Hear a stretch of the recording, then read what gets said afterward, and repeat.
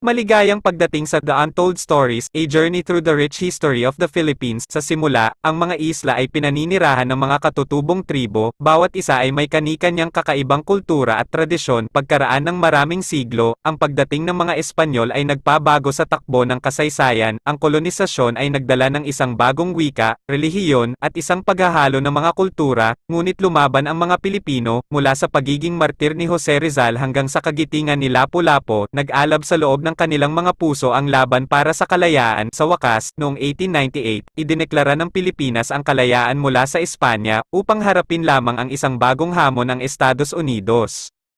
Sinalanta ng World War II ang bansa, kung saan ang labanan sa Maynila ang isa sa pinakamadilim na sandali nito, ngunit nanatili ang diwa ng katatagan, habang muling itinayo ng mga Pilipino ang kanilang mga lungsod at niyakap ang bagong panahon ng pag-unlad at pag-unlad. Ngayon, ang Pilipinas ay isang masiglang bansa,